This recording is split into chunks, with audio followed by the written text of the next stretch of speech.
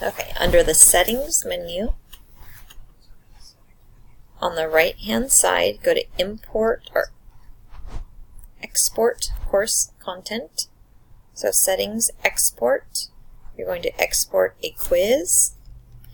And then the list of quizzes are right here. So you just want to choose Create Export. And it'll take a second.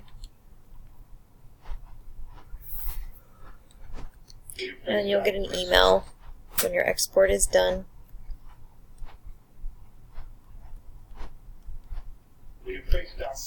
Once you get that email, click it. It'll download on your computer.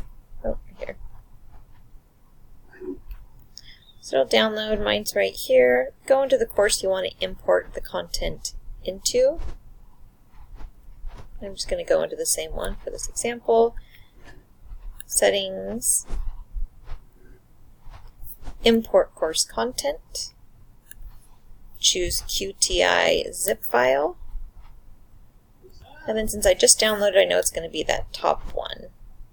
So click on it, select question bank. You can create a new question bank and name it whatever you want.